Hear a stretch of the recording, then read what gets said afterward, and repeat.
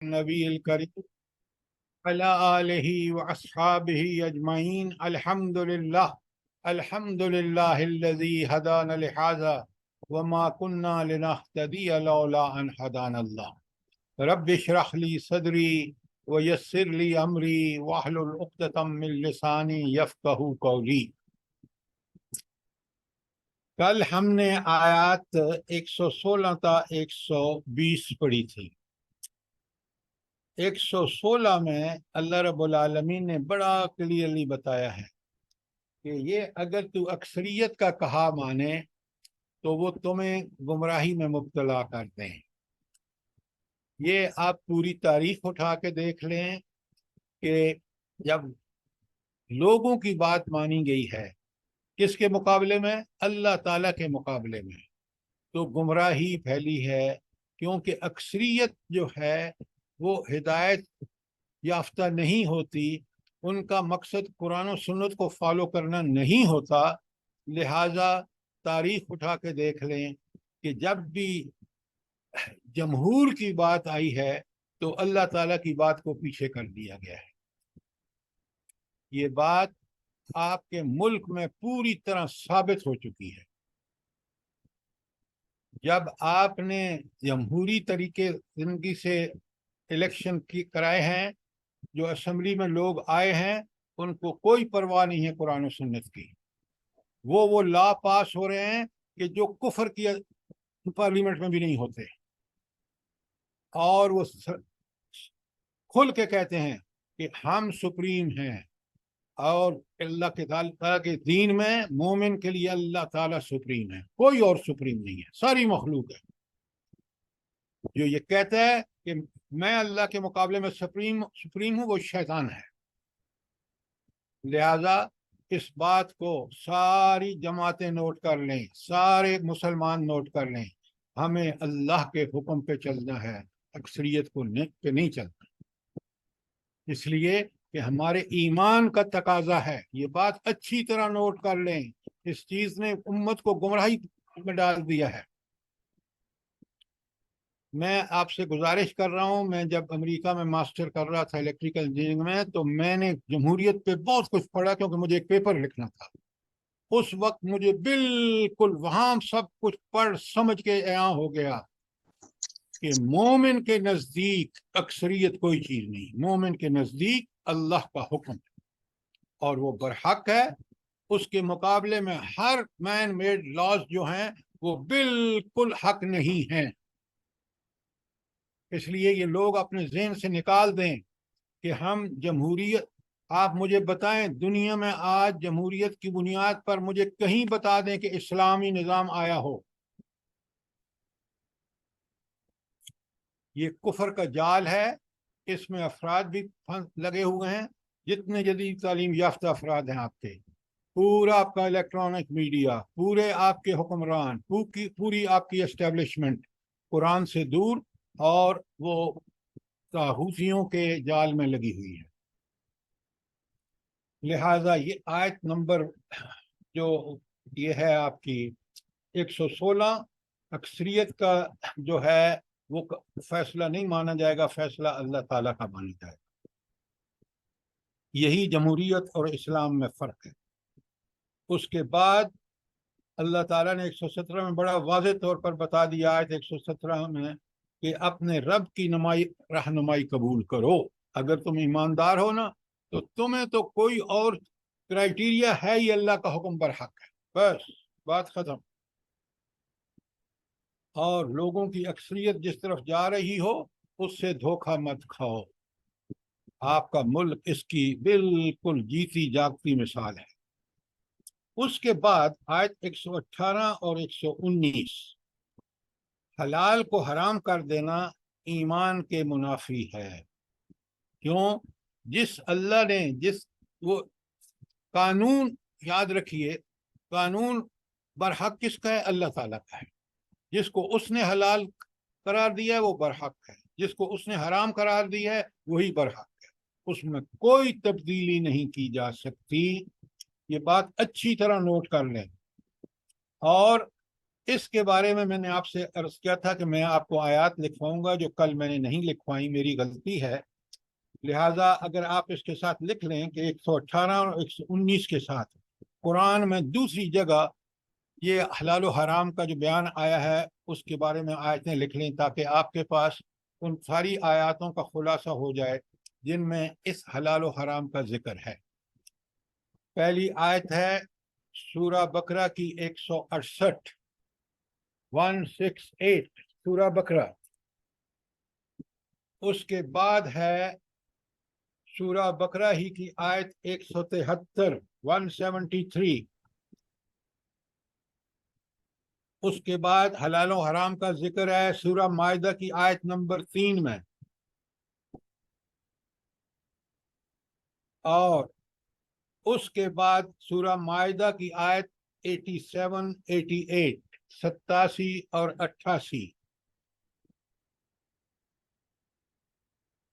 اور اس کے بعد ایک آیت اور سورہ نحل کی آیت 115۔ یہ 5 جگہ پر قرآن میں حرام و حلال کا ذکر ہے، اور یہ یاد رکھیے یہ حرام و حلال ذبح کے حوالے سے ہے، باقی پاک چیزوں کے کھانے کا حکم جو ہے اس کی آیات ڈھیروں ہیں، وہ الگ ہے۔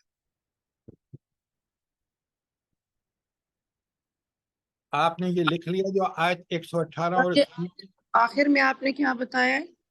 سورہ مائدہ کی 3 اور سورہ مائدہ ہی کی 87 اور 88۔ جزاک اللہ، یہی لکھا ہے۔ آپ ان کو ہمیشہ جو میں آپ کو لکھواتا ہوں یہ کہیں اچھی جگہ نوٹ بنا لیں، آپ کو قرآن سمجھنے میں، قرآن کی تشریح قرآن سے کرنے میں بہت آسانی ہوگی۔ آیت 120 میں اللہ رب العالمین نے اپنا حکم ارشاد فرمایا کہ تم جو ظاہر اور باطن دونوں میں جو گناہ ہیں ان کو چھوڑ دو۔ اچھا، اب مجھے آپ میں سے کوئی بتائے جو سمجھتا ہے کہ میں اس بات کا صحیح تشریح کر سکتا ہوں کہ ظاہر اور باطن کے گناہ کا مطلب کیا ہے؟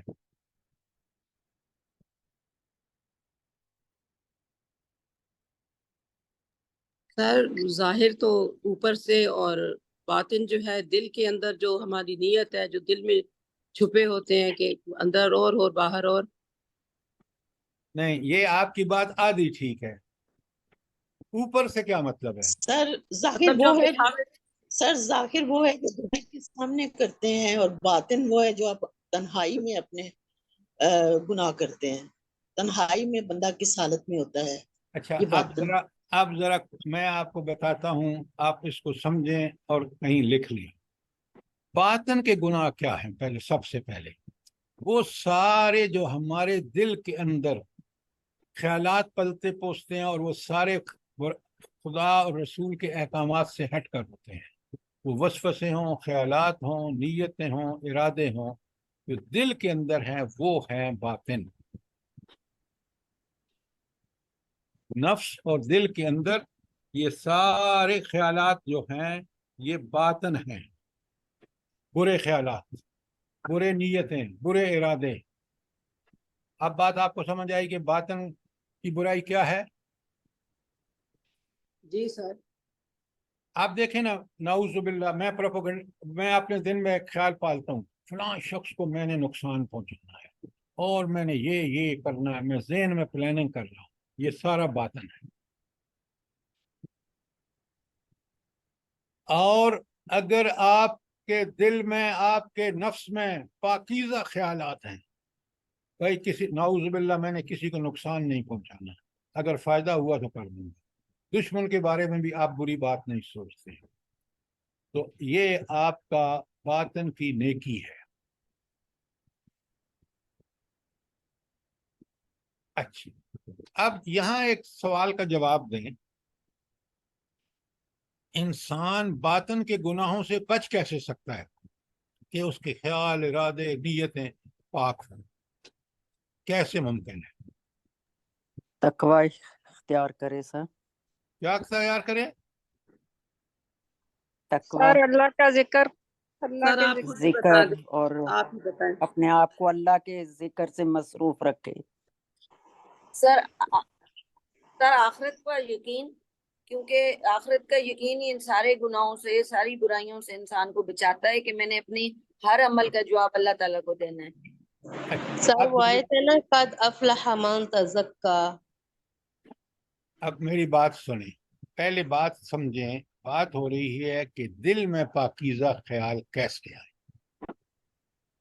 تاکہ انسان برے خیالات سے بچ جائے۔ اس کے لیے قرآن و سنت کا علم چاہیے۔ وہ ساری باتیں جو آپ کہہ رہے ہیں وہ بعد کی باتیں ہیں۔ تزکیہ کیا ہے؟ تزکیہ خیالات کا تزکیہ ہے، اعمال کا تزکیہ ہے، اقوال کا تزکیہ ہے۔ پہلے علم ہوگا کہ اللہ کس قدر ناراض ہوتا ہے اس قسم کے دل میں خیالات پالنے سے۔ وہ بات آپ کو سمجھ آئے گی، قرآن کے علم اور سنت کے علم آپ کو اس بات پہ آمادہ کرے گا کہ آپ دل میں ایسے خیالات نہ لائیں۔ بڑی بات کو کلیئرلی سمجھا کریں۔ یہ جو آخر میں ایک میڈم نے کہا نا کہ آخرت کا یقین، یہ آخرت کا یقین بھی قرآن و سنت سے ہی پیدا ہوگا۔ جب آپ ہر صفحے میں پڑھیں گے، روز نماز میں پڑھیں گے، ہاں کیا کہتے ہیں ہم؟ مالک یوم الدین، بدلے کے دن کا مالک ہے، میری ایک ایک سزا، ایک ایک برے عمل کی مجھے سزا ملے گی اور ایک ایک اچھے عمل کا مجھے انعام ملے گا۔ جب یہ میرے ذہن میں بیٹھ جائے گا پھر میرا دل و دماغ خالی ہوگا ان برے خیالات سے۔ بات کو بالکل صحیح پرسپیکٹو میں سمجھیں۔ یہ جنرل جو بات آپ کر دیتے ہیں نا، لیکن ابھی ہم باطنی گناہوں کی بات کر رہے ہیں۔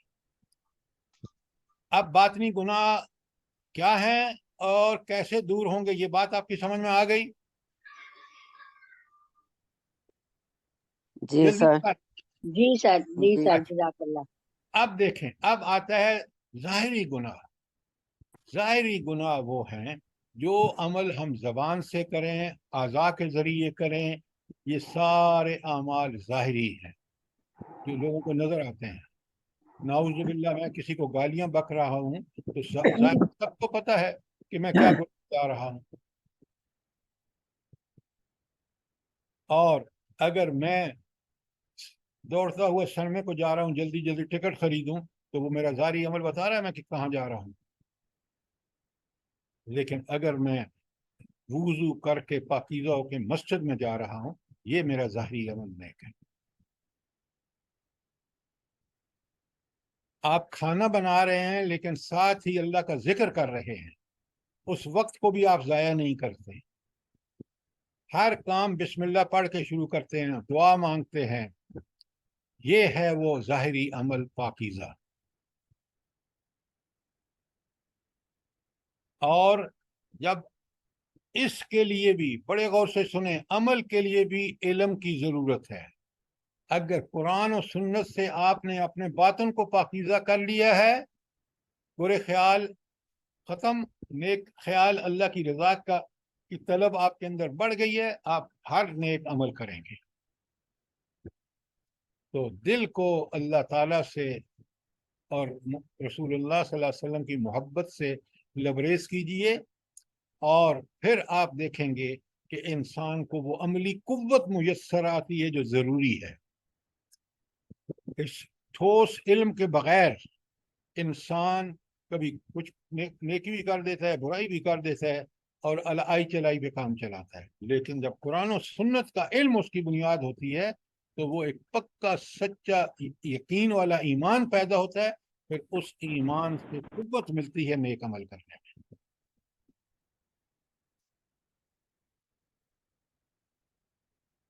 یہ تھی آیت 120۔ اور اللہ تعالیٰ فرماتے ہیں ظاہری اور باطنی دونوں جو ہیں برے اعمال ان کو چھوڑ دو۔ وَذَرُوا ظَاهِرَ الْإِثْمِ وَبَاطِنَهُ۔ کیوں کہ جو بھی عمل کریں گے، نیک ہوگا تو قابل جزا انعام ہوگا، برا ہوگا تو قابل سزا ہوگا۔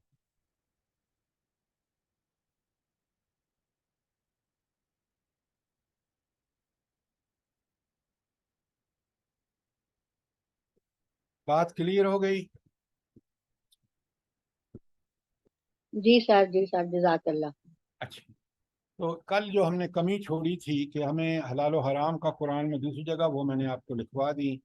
اور یہ جو شرک کے ظاہری اور باطنی سارے آپ نے چھوڑنے مظاہر برے، اس کے لیے بھی میں نے آیات آپ کو لکھوا دی ہے. اب ہم چلتے ہیں آیت نمبر 121 میں. میں آپ کے سامنے آیت نمبر 121 پڑھ رہا ہوں. اگر کوئی سوال ہے اس سے پہلے تو پھر پوچھ لیں، ورنہ ہم چلتے ہیں آیت نمبر 121 میں. بسم اللہ الرحمن الرحیم. وَلَا تَأْكُلُوا مِمَّا لَمْ يُذْكَرِ اسْمُ اللَّهِ عَلَيْهِ، اور جس چیز پر اللہ کا نام نہیں لیا گیا اس میں سے مت کھاؤ. وَإِنَّهُ لَفِسْقٌ، اور یہ گناہ ہے کہ ان چیزوں کو کھانا جن پر اللہ کا نام نہ لیا گیا. اچھا، یہ گناہ کیوں ہے؟ بڑے غور سے سنیے. اللہ تعالیٰ کے ہر حکم میں بڑی حکمتیں ہیں، بڑی دانش مندیاں ہیں. صرف غور کریں تو پتہ چل جاتا ہے. آپ کسی جانور کو ذبح کر رہے ہیں، اس کی جان کا احترام آپ پر فرض ہے. اس کو اللہ تعالیٰ نے یہ جان دی ہے، اور یہ جان اللہ تعالیٰ کے نام سے ہی لی جا سکتی ہے. وہ جان کسی اور کے نام پر نہیں لی جا سکتی. یہ اس جان کے ساتھ بھی زیادتی ہے اور اللہ کے حکم کی بھی نافرمانی ہے. یہ ہے بڑی اہم بات کہ کیوں یہ گناہ ہے کہ کسی جانور کی جان صرف اللہ تعالیٰ کے نام سے لی جا سکتی ہے ذبح کرتے وقت. اللہ اکبر. آپ اگر غور فرمائیں، اس چیز نے جو لوگ آستانوں پہ لے جا کے جانور ذبح کرتے ہیں اس کو ہمیشہ کے لیے حرام قرار دیا گیا. کیوں؟ وہاں لے جا کر اس کو ذبح کرنا، چاہے اللہ کا نام لے کر ذبح کر رہا ہے، اس کے دل میں ایک احترام ہے جس کی وجہ سے وہ جانور کو اٹھایا، وہاں لے گیا، وہاں جا کے ذبح کر رہا ہے. اللہ کے نام پہ ذبح کرنا ہے تو اپنے گھر میں کرو.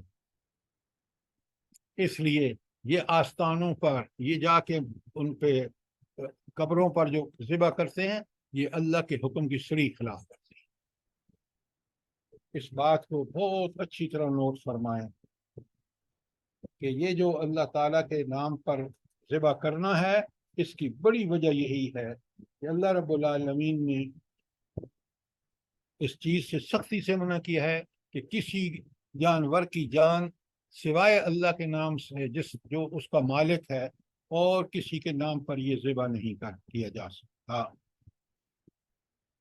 اسی لیے فرمایا کہ وَلَا تَأْكُلُوا، تم مت کھاؤ، ہرگز نہ کھاؤ، مِمَّا لَمْ يُذْكَرِ اسْمُ اللَّهِ عَلَيْهِ، جس پر اللہ کا نام نہیں لیا گیا وہ مت کھاؤ.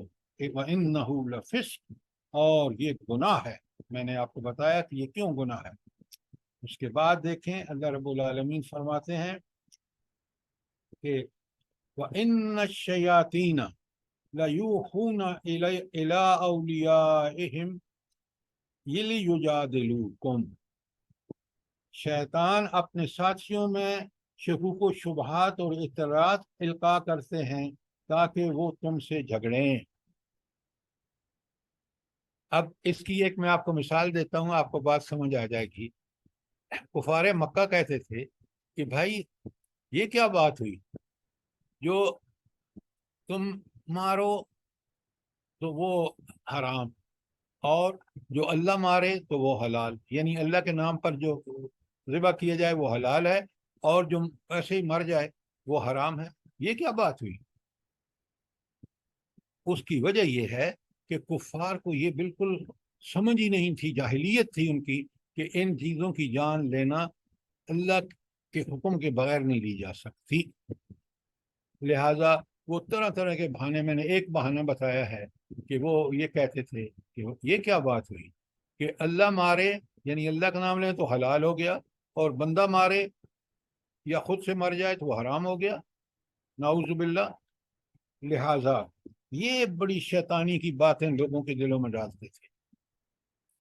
آج بھی اگر آپ دیکھیں نا مغرب میں کہ یہ سور کیوں کھاتے ہیں، حالانکہ ان کو بالکل تحقیق سے سمجھ آ گئی ہے کہ یہ اس کے اندر بڑی بیماریاں ہیں، لیکن پھر بھی آپ کو بتائیں گے واہ اس کی تو بڑی زبردست بریڈنگ ہوتی ہے، نسل چلتی ہے، فٹافٹ تیار ہو جاتا ہے وغیرہ وغیرہ۔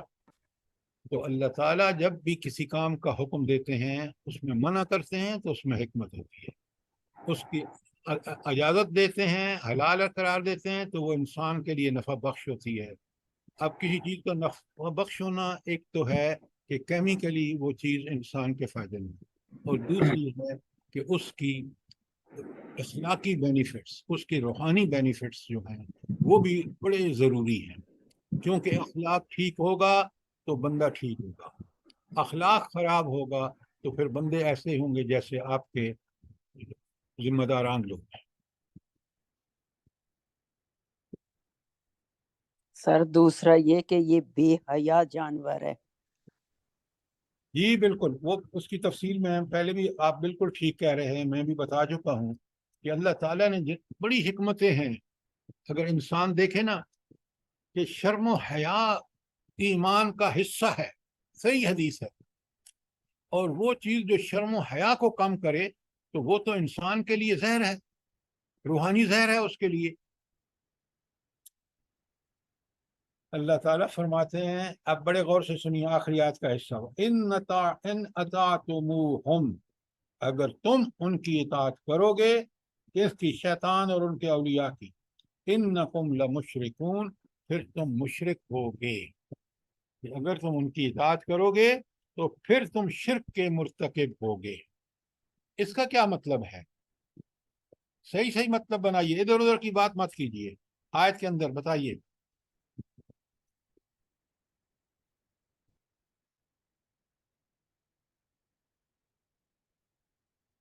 میں آپ کو بتاتا ہوں، بڑا آسان ہے۔ ہمارے اوپر اطاعت کس کی فرض ہے؟ کس کی اطاعت فرض ہے؟ اللہ اور اللہ اللہ کے اور رسول رسول صلی کی۔ اللہ اور علیہ اس کے اللہ کے رسول کی۔ اب آپ یہ اطاعت کر رہے ہیں شیطان اور ان کے دوستوں کی، تو یہ شرک نہیں ہوا تو اور کیا ہوا؟ اطاعت میں شرک ہے یہ، اسی لیے کہا کہ اگر تم ان کا کہنا مانو گے، اطاعت کرو گے، تم مشرک ہوگے۔ کیوں؟ تم نے غیر اللہ کی اطاعت کی ہے۔ بڑی قرآن بڑا آسان ہے، تھوڑا سا غور کریں بات پہ کہ اللہ رب العالمین کی اطاعت چھوڑ کر جب کسی دوسری کی اطاعت کرتے ہیں آپ، تو شرک فی الاطاعت ہے۔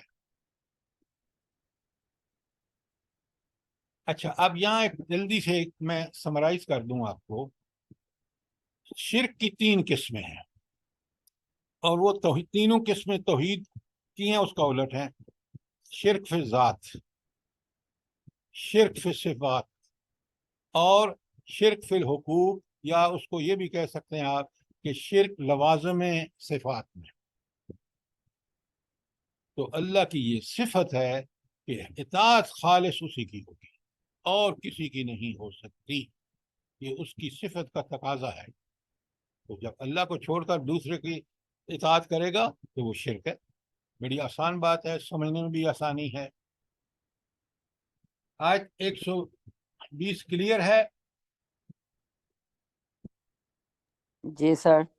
اچھا، اس میں سر ایک السلام علیکم سر، میرا ایک سوال تھا، جناب، یہ گوشت کے متعلق کہ سر یہ جو ہم بازاروں سے پیکیجز لاتے ہیں نا، جو یہ KNNs ہو گئے، تو ہمیں تو نہیں پتا کہ یہ اللہ کے نام پہ ان کو ذبح کیا گیا ہے کہ نہیں، وہ کھانا جائز ہے پھر کیا؟ ڈاکٹر صاحبہ بالکل آپ نے ٹھیک فرمایا، اپنی تحقیق کر کے کھایا کریں۔ یہ ہم نے جو پیکیجز اور یہ جی ہماری وہ دعوے کرتے ہیں کہ ہم نے اس کو ہائیجینیکلی یوں تدابیر اختیار کر رکھی ہیں، سب سے پہلے مومن کے لیے حلال کی شرط ہے، اور یہ چیز آپ کو گارنٹی کرنی ہوگی۔ سر میں بھی ایک سوال کر سکتی ہوں؟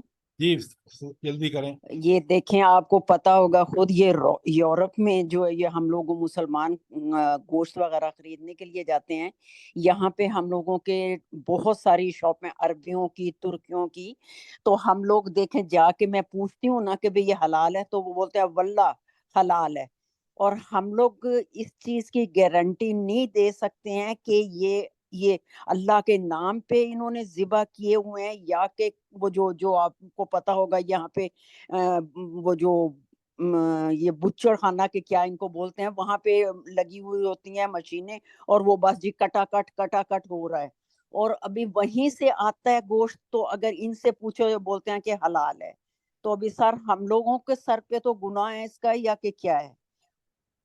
دیکھیں میں آپ اگر کو، وہ کہتے ہیں کہ حلال ہے تو ہم لوگ تو وہاں سے لیتے ہیں. اچھا میری بات سنیں، میں آپ کو بتاتا ہوں.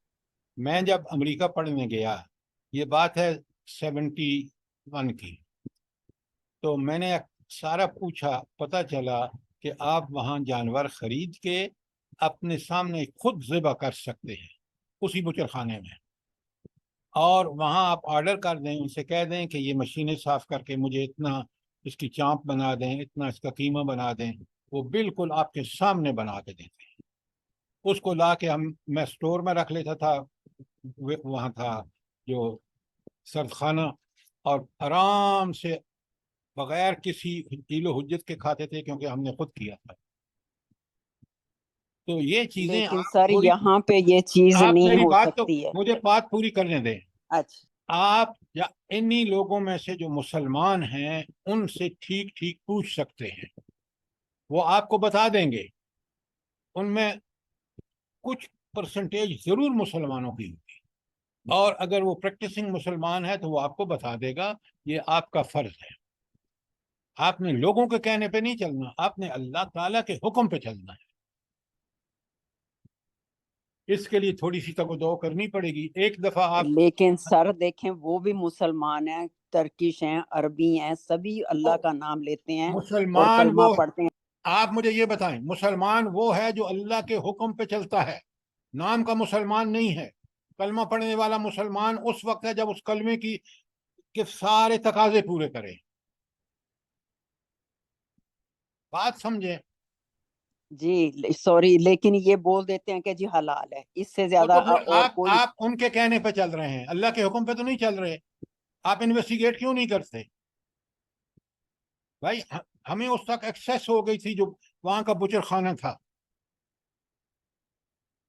تھوڑی سی توجہ کرنی پڑتی ہے. اگر آدمی ان کے کہنے پہ کھا رہا ہے اور اس کو یہ پتہ بھی ہے کہ پتہ نہیں حلال ہے یا حرام نہیں ہے، آپ کو تو یقین ہونا چاہیے. یہ تھی آیت 121. اور اگر اور بھی مزید کوئی سوال ہے تو ضرور پوچھیں، ورنہ ایک بات بہت اچھی طرح سمجھیں کہ اللہ تعالیٰ کی ہر نعمت سے فائدہ اٹھاتے وقت بندوں کی طرف سے اللہ تعالیٰ کے انعام اور احسان کا اعتراف واجب ہے، اور اللہ تعالیٰ کے نام کے بغیر یا اللہ تعالیٰ کے سوا کسی اور کے نام سے کسی جانور کی جان لینا اس جان کی بھی بے حرمتی ہے اور اللہ تعالیٰ کے حکم کی بھی نافرمانی ہے. یہ ہے وہ بات جو اس کو فسق بناتی ہے، اور جو انسان جو ہے وہ اس سے باز رہے. اب اللہ نے کھول کے بات بیان فرما دی، اب آپ کا کام ہے کہ اس کے حکم کی پابندی کے لیے آپ کوشش کریں. سر یہ اور بے شک شیطان البتہ خوش ہوتے ہیں اپنے دوستوں کی طرف تاکہ جھگڑا کریں وہ تم سے. یہ جھگڑا کریں وہ تم سے کس بارے میں؟ یعنی کہ حلال اور حرام کے بارے میں. اور کیا بات ہی حلال و حرام کی ہو رہی ہے. وہ ان کو، میں نے بتایا نا آپ کو کہ وہ جو شیطان کے دوست تھے نا اس وقت نبی کریم صلی اللہ علیہ وسلم کے وقت، کہ جب یہ آیتیں نازل ہوئی انہوں نے کہا یہ کیا بات ہوئی کہ بندہ کسی چیز کو مار دے وہ حرام، اور اللہ کے حکم پر کسی چیز کو مارو تو وہ حلال. اب یہ کھجسیاں بھائی، اگر آپ اللہ کو خالق، مالک، رازق اور حاکم مانتے ہیں تو اس کا حکم مانیں. یہ کیا بات ہوئی؟ آگے آ رہی ہے بات. تو یہ جو بحثیں کرتے ہیں، آپ دیکھیں آج بھی حلال و حرام ہو، دوسرے معاملات جن کا اللہ کا حکم ہو، جتنے آپ کے لادین لوگ ہیں، سیکولر لوگ ہیں، یہ جو بے دین لوگ ہیں، وہ آپ سے طرح طرح کی بحثیں کرتے ہیں، لیکن مومن کا دل ایمان یقین کی وجہ سے مطمئن ہوتا ہے، میں نے اپنے اللہ خالق و رازق کی بات ماننی ہے، وہ میرا حاکم ہے، جو حکم اس نے دیا وہ برحق ہے، بات ختم۔ اگر اس کے حکم کے خلاف ورزی کریں گے، آپ نے قرضے سود پہ لے لے کے ملک کا کیا حال کر دیا، پوچھیں تو صحیح لوگوں سے۔ جب وہ حرام آتا ہے تو حرام ہی جاتا ہے۔ حرام کبھی آپ مجھے بتائیں کہ حرام کسی کی دولت نے وہ نتائج دیے ہوں جو حلال نے دیے ہیں؟ آپ دیکھ لیں، بالکل نہیں سر، برکت ہی نہیں ہوتی ہے کسی کبھی چیز نہیں، میں بھی برکت۔ بالکل۔ اچھا، لیکن یہ بات ہے ایمان اور یقین کی۔ آپ چلتے ہیں آیت نمبر 122 میں۔ اللہ تعالیٰ فرماتے ہیں کہ افمن کان میتن، بھلا وہ شخص جو مردہ ہو، فاحییناہ، پھر ہم نے اسے زندہ کر دیا، وجعلنا لہ نورا، اور پھر اس کے لیے روشنی ہم نے اس کو عطا کی، یمشی بہ فی الناس، اور اس روشنی کی بنیاد پر وہ لوگوں کے اندر چلتا پھرتا ہے، اس روشنی کو لے کے دنیا کے ساتھ معاملات کرتا ہے۔ یہاں رک جائیے، بڑی اہم بات، بڑی اہم۔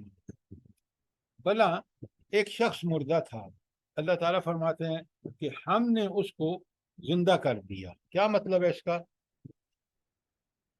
سر وہ جاہل تھا، قرآن اور ویری سنت کی گڈ تعلیم، ویری گڈ، وہ جاہل اللہ تعالیٰ اس کو اللہ تعالیٰ جس سے بھلائی کا ارادہ کرتے ہیں اسے دین کی سمجھ دیتے ہیں۔ لیکن یہاں یہ بالکل آپ کی بات ٹھیک ہے، اصول اللہ نے بیان کیا ہے، لیکن ہدایت اس کو دیتے ہیں جو ہدایت کا طلبگار ہو اور اس کے لیے کوشش کرے، یہ شرط اول ہے۔ جو اس ہدایت سے بے پرواہی اختیار کرے، جان بوجھ کے اس کی خلاف ورزی کرے، اللہ اس کو کبھی ہدایت نہیں دیتا، یہ اللہ کی سنت ہے۔ کیوں؟ ہدایت تو کائنات کی سب سے بڑی نعمت ہے، لہذا یہ شخص گمراہ تھا جیسے آپ نے کہا، پھر اس نے حق کی تلاش شروع کی، کوشش کی، فاحییناہ ہو، پھر اللہ نے اس کو زندہ کر دیا، اس کو ہدایت دے دی۔ جب ہدایت دے دی اللہ تعالیٰ نے اس کو، اب اس ہدایت کی وجہ سے وہ ایک ایسی روشنی ہے، ایسا چراغ ہے اس کے پاس، ایمان کا چراغ، یہ یاد رکھیں۔ ایمان لا کے اس نے اللہ کی صفات پر کما حقہ ایمان لا کر یقین کیا۔ یہ یقین کیسے بنے گا؟ یہ کائنات میں ساری علامات آیات دیکھ لے، اللہ کی نشانیاں دے رہی ہیں کہ اللہ کتنا عظیم، کتنا زبردست، دانا، حکیم اور صاحب علم ہے۔ جب اس کو یہ روشنی ہاتھ آ گئی، اب اس کنجی سے، ایمان کی کنجی سے، وہ ہر تالا کھل جاتا ہے۔ اس کو کمانا ہے تو اس کو پتہ ہے مجھے حلال کمانا ہے، اس کو کھانا ہے تو اس کو پتہ ہے کہ میں نے پاکیزہ چیزیں کھانی ہیں، میں نے حرام نہیں کھانا۔ اب اس روشنی کے ساتھ، ایمان کی روشنی کے ساتھ، ہر مسئلہ اس کا حل ہو جاتا ہے۔ کمانا کیسے ہے، خرچ کیسے کرنا ہے، شادی کیسے کرنی ہے، شرم و حیا کیسے اختیار کرنا ہے۔ تو اب جو یہ شخص ہے، اللہ نے اس کو وہ روشنی دی کہ وہ اس روشنی لے کر دنیا کے معاملات طے کرتا چلا جاتا ہے، کس کے حکم کے مطابق؟ اللہ اور اس کے رسول کے حکم کے مطابق۔ یہ ہے ایمان کا فائدہ۔ اچھا، بالکل یہی بات ایک بہت ہی پیارے انداز میں لکھیں سورہ بقرہ کی آیت 257، میں آپ کو پڑھ کے سناتا ہوں، پھر آپ کو پتہ چلے گا۔ سورہ بقرہ آیت 257، بالکل آپ کو کھل جائے گا اس کا معنی۔ تو اللہ تعالیٰ فرماتے ہیں اس سورت میں، بقرہ کی 257 میں، اللہ ولی الذین، اللہ ولی الذین آمنوا، اللہ ان کا ولی ہے، اللہ ان کا مددگار ہے، اللہ ان کا پشتیبان ہے. کن کا؟ کن کا؟ جو ایمان لے کر آئے. جو اللہ سے الذین دوستی کرتے ہیں. آمنوا، الذین آمنوا، جو ایمان لے آتے ہیں نا سچا پکا اور اس کے تقاضے پورے کرتے ہیں، تو اللہ ان کا ولی بن جاتا ہے. اور پھر آگے بڑی پیاری بات، یخرجہم من الظلمات الی النور، پھر وہ اندھیروں سے نکال کر ان کو روشنی میں لے آتا ہے. وہ جس طرح اس آیت میں کہا فَأَحْيَيْنَاهُ ہو، اور پھر اس سے وہ لوگوں کے درمیان چلتا گھومتا پھرتا معاملات کرتا ہے. تو اللہ تعالیٰ جو ایمان لا کر اس کے تقاضے پورے کرتے ہیں، اللہ تعالیٰ فرماتے ہیں یخرجہم من الظلمات الی النور، پھر اللہ تعالیٰ ان کو نکالتا ہے گمراہیوں سے اور ان کو لے آتا ہے قرآن و سنت کی روشنی نور میں. اس سے آگے لکھ لیں، یہ آیت بڑی اہم ہے، یہ آپ کو یاد ہونی چاہیے، بقرہ کی 257. اچھا ابھی اگلا حصہ بھی سناتا ہوں، لیکن پہلے اس میں اگلا حصہ پڑھ لیں. اب آپ بات کو سمجھ آ گئی آپ کو کہ فمن کان میتن فاحییناہ وجعلنا لہ نورا یمشی بہ فی الناس. بات بالکل کلیئر ہے یہ؟ جی سر جزاک اچھا اب سنیں آگے. جی سر. کمن مثلہ فی الظلمات، کیا وہ اس کے برابر ہے؟ کون سا؟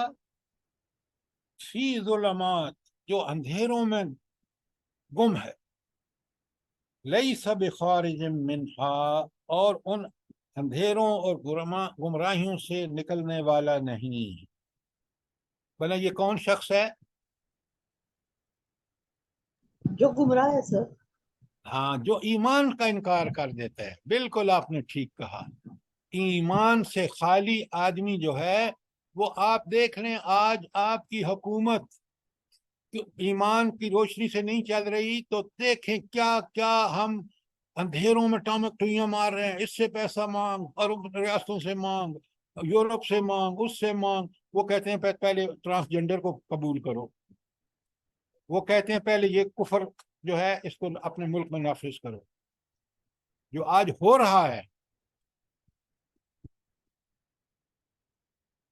آپ مجھے ایک بات بتائیں، کیا افغان پارلیمنٹ کو کوئی ڈکٹیٹ کر سکتا ہے؟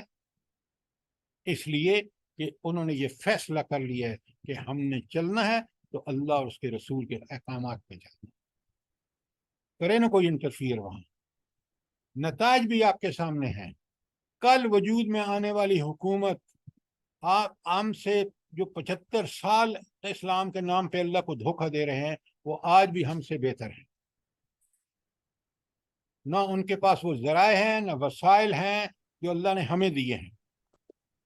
تو اللہ کے نام پر، اللہ کے حکم پر چلنے میں بڑی برکات ہیں، اللہ کی تائیدیں اور نصرتیں ہیں اللہ کی. آج یہ کیپٹلزم سسٹم کا کہ دائی ملک جو ہیں ان کا حال دیکھ لیں، ان کی معاشی حالت دیکھ لیں. اللہ رب العالمین نے جو وعدے کیے ہیں وہ برحق ہیں. لا یخلف وعدہ، اللہ تو اب وعدہ خلافی کرتا ہی نہیں ہے. اور یہ اللہ کی وعید ہے کہ جب تم قرآن کو چھوڑو گے، وَمَنْ أَعْرَضَ عَنْ ذِكْرِي فَإِنَّ لَهُ مَعِيشَةً ضَنْكًا، جو ہمارے اس قرآن کو چھوڑے گا اس کی زندگی ہم تنگ کر دیں گے. آپ کے سامنے ہے.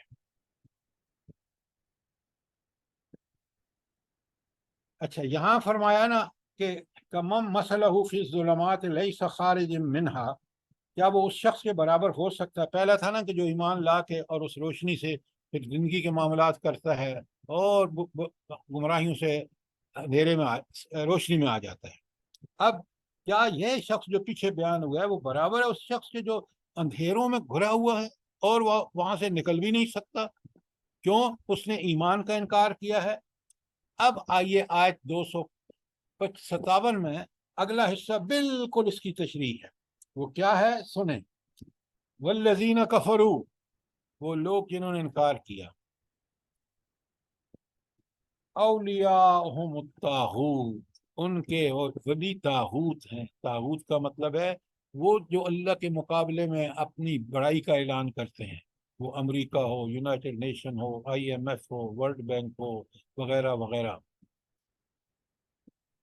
تو اللہ فرماتے ہیں والذین کفروا اولیاءہم الطاغوت، تو ان کے ولی جو ہیں وہ طاغوت ہیں. اب دیکھ لیں، آج اپنے ملک کو دیکھ لیں، سارے ان لوگوں کو دیکھ لیں جو طاغوت کے پیچھے چلنے والے ہیں.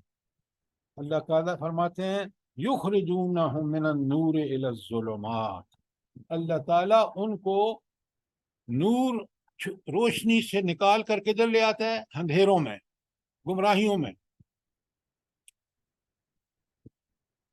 اچھا آپ ایک سوال کا جواب دیجئے، یہ کون سی روشنی ان کے پاس ہوتی ہے کہ وہ بھی چھن جاتی ہے اور وہ اس کو بھی گم کر کے وہ اندھیروں میں چلے جاتے ہیں اللہ پر انکار، ایمان کا انکار کرنے کے.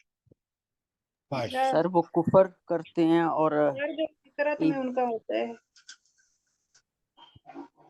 یہ سب آپ سنی سنائی باتیں کر رہے ہیں.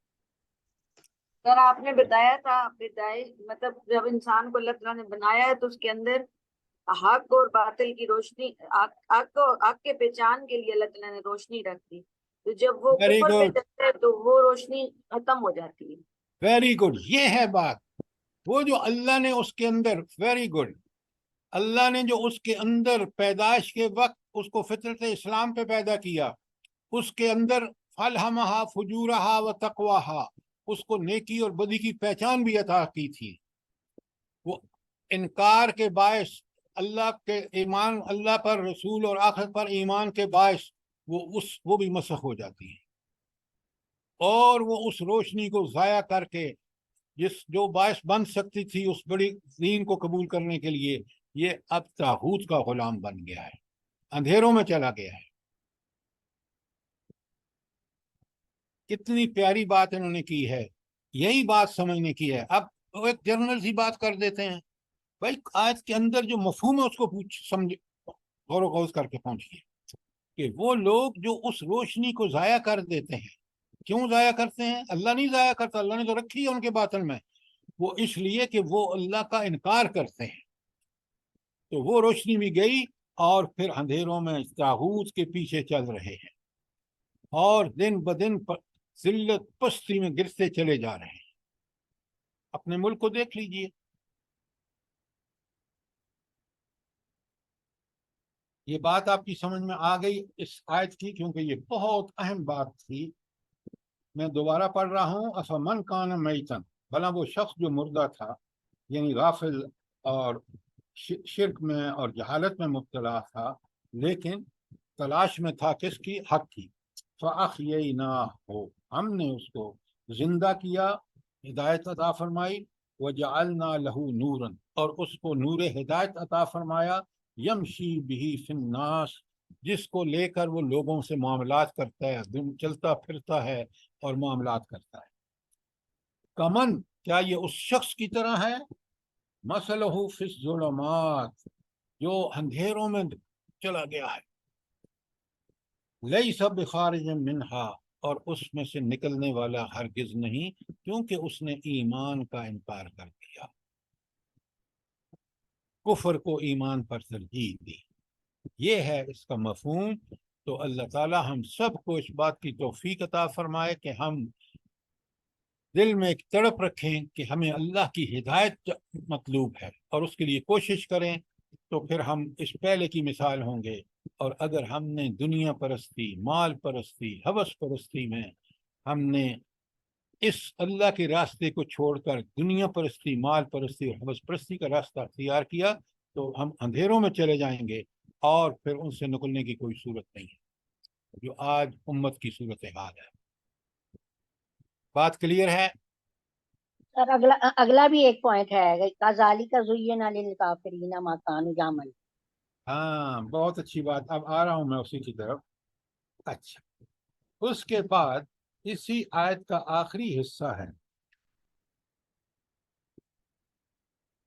کذالک زین للکافرین، اسی طرح ہم نے بہت خوبصورت کر دیا ہے، مزین کر دیا ہے، ڈیکوریٹ کر دیا ہے کافروں کے لیے، ما کانوا یعملون، وہ جو عمل کرتے ہیں. بھلا کس طرح؟ آپ روز آپ کو واسطہ پڑتا ہے. پتہ کیا کہتے ہیں؟ دیکھیں جی یہ کیا بندہ ہے، اللہ کے پیچھے ایسا لگ گیا ہے کہ اس کو دنیا کی کوئی فکر ہی نہیں ہے. اللہ کے ان سے بہتر اللہ اس کی دنیا کو پورا کر رہا ہے. لہذا یہ کیا کام کرتے ہیں، بڑی خوبصورت. ہم کتنے وہ ہیں روشن خیال. میں ہمارے ہاں محفلیں ہوتی ہیں اور جو پروموٹ کرتی ہیں فحاشی اور عریانی کو.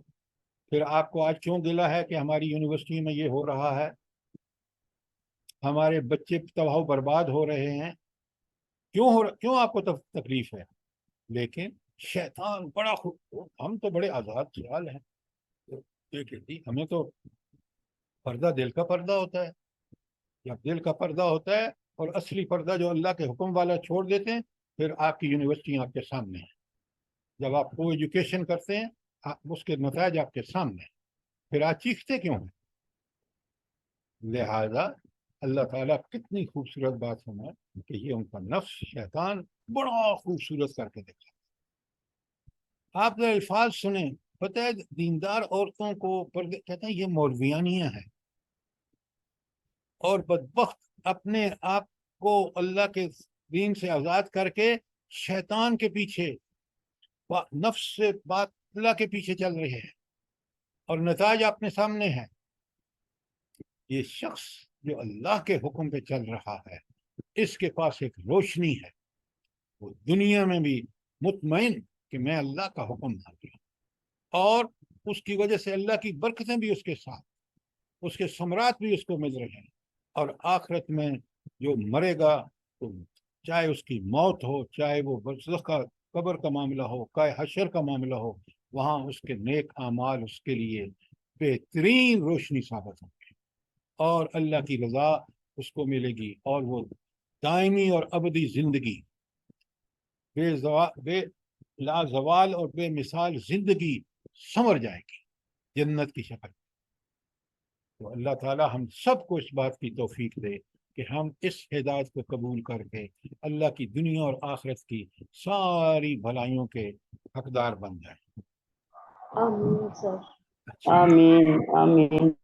اب آپ دیکھ رہے ہیں کس قرآن کتنا حقیقت پر مبنی باتیں کرتا ہے، اور کس طرح ہمارے ایمان کو اس سے قوت حاصل ہوتی ہے، روشنی حاصل ہوتی ہے. كَذَلِكَ زُيِّنَ لِلْكَافِرِينَ مَا كَانُوا يَعْمَلُونَ. اور اسی طرح کافروں کی نظر میں ان کے کام جو ہیں وہ بڑے ڈیکوریٹ کر دیے جاتے ہیں، آراستہ کر دیے جاتے ہیں. لہذا یہ برے اعمال ان کے لیے بڑے تزین، ڈیکوریشن اور مزین ہو کر ان کے سامنے آتے ہیں. اور مومن کے لیے سب سے بڑا کیا مزین ہوتا ہے اس کے دل میں؟ ایمان. کتنی پیاری دعا ہے، اللہم حبب الینا الایمان، اللہم حبب الینا الایمان وزینہ فی قلوبنا وکرہ الینا الکفر والفسوق والعصیان. اے اللہ اس ایمان صادق کو ہمارے دل میں مزین کر دے، اور ہمارے لیے کفر، فسق اور نفاق کو اے اللہ باعث نفرت بنا دیجئے. آمین آمین. اللہم اجعلنا من الراشدین. اے اللہ مجھے ہدایت یافتہ ہونے والوں میں سے بنا دیجئے. یہ دعا یاد کر لیجئے، ہر نماز کے بعد پڑھیے.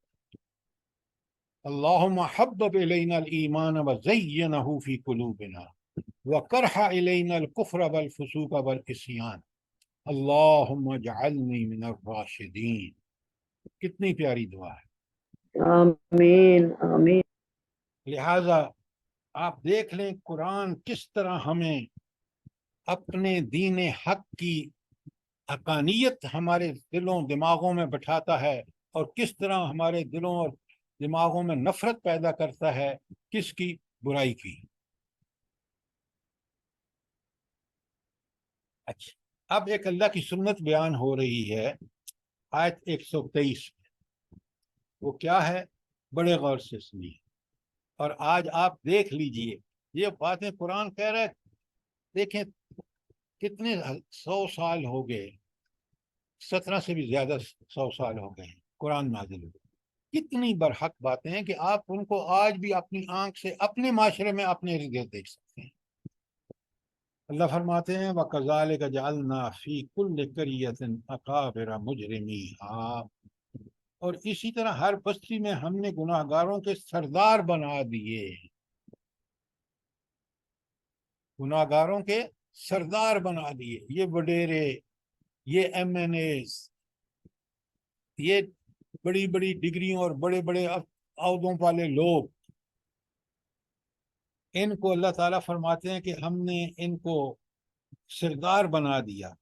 پھر یہ کیا کرتے ہیں جب ایمان سے خالی ہوتے ہیں اور اللہ طاغوت کے پیچھے چلتے ہیں تو اللہ فرماتے ہیں وَيَمْكُرُونَ،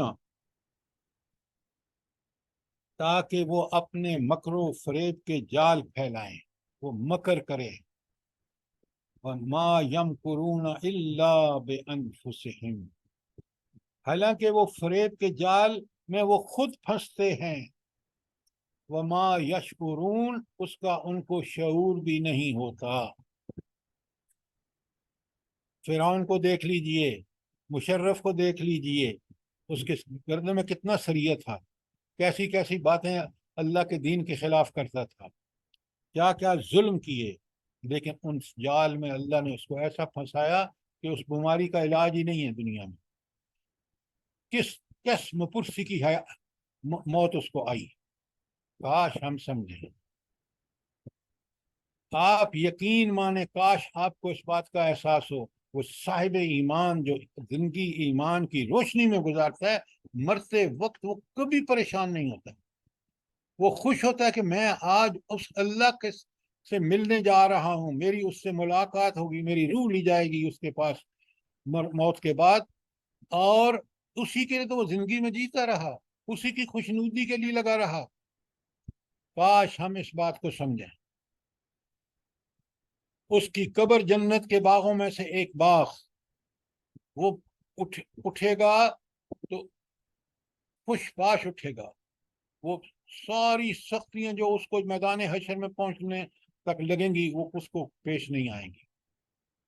اور یہ دوسرا گناہ گار جو ہے، یہ اس کی کب موت ہو، اس کی قبر ہو، اس کا پہنچنا ہو، میدان حشر ہو، پل صراط ہو، سب اذیتوں کی جگہ ہیں، اور اس مومن کے لیے ان میں سے کوئی جگہ بھی ایسی نہیں ہے جہاں وہ اللہ کی تائید اور نصرت سے آسانی سے گزر جائے گا۔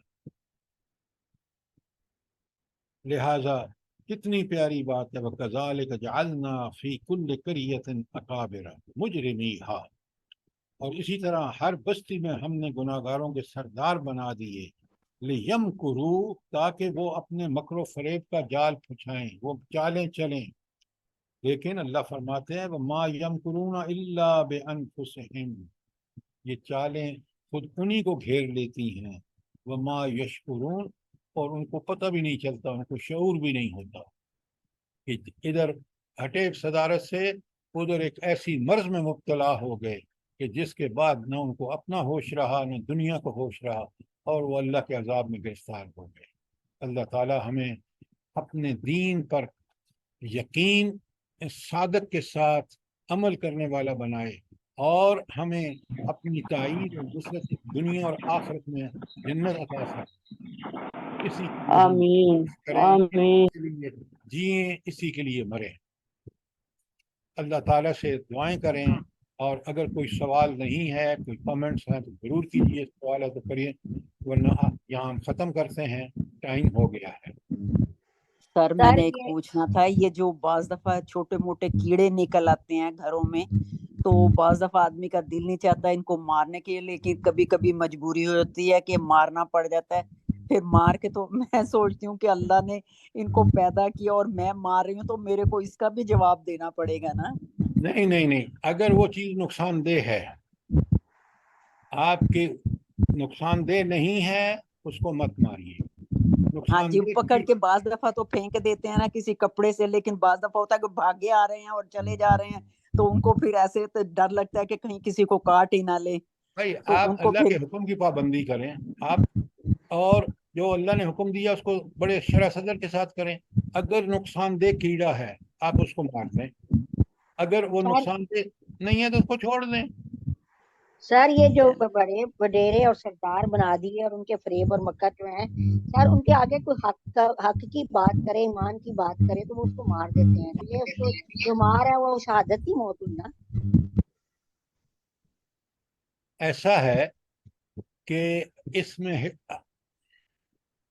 آپ اللہ تعالیٰ نے آپ کو یہ بات کی اجازت دی ہے کہ نمبر 1 آپ پہلے دعوت کا کام کریں, سب لوگ مل کے کریں, اور ان کو جب آپ کی طاقت بڑھے گی اللہ بڑھائے گا.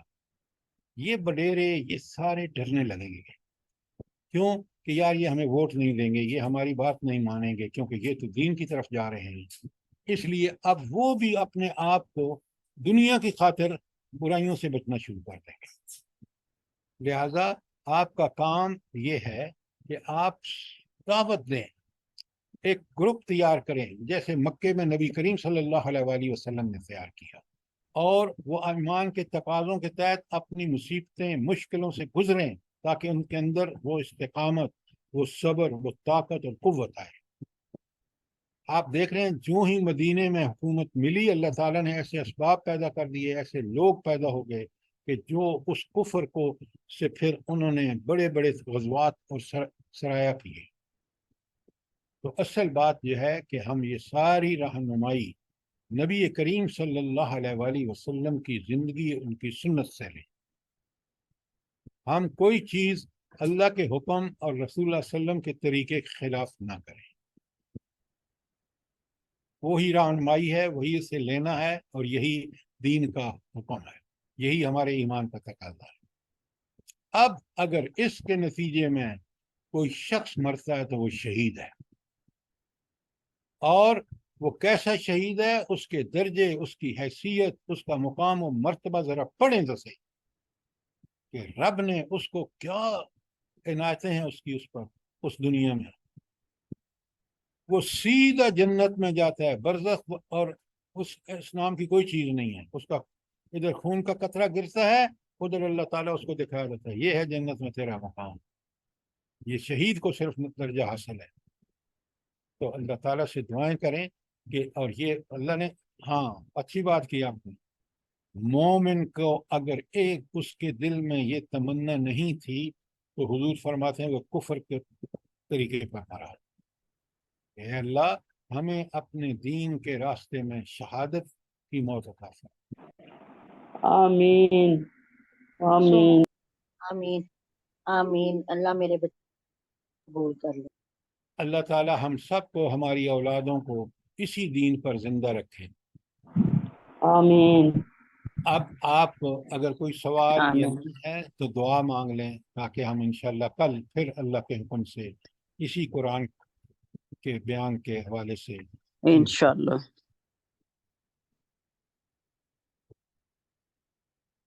سبحانک اللہم و بحمدک اشہد ان لا الہ الا انت استغفرک و اتوب الیک.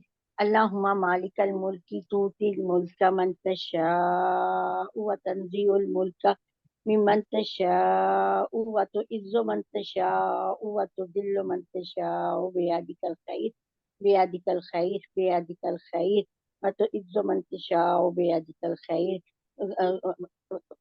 بیدک الخیر تولج اللیل فی النہار وتولج النہار فی اللیل وتخرج الحی من المیت وتخرج المیت من الحی وترزق من تشاء بغیر حساب وترزق من تشاء بغیر حساب. اے اللہ تعالیٰ ہدایت اور ہدایت یافتہ بنا کے قرآن و سنت پر چلتے ہوئے زندگی گزارتے ہوئے ہمیں حق حلال کی روزی بھی دینا اور حق حلال سے کھانے کی توفیق بھی دینا. آمین ثم آمین. سبحان ربک رب العزت عما یصفون وسلام علی المرسلین والحمد للہ رب العالمین.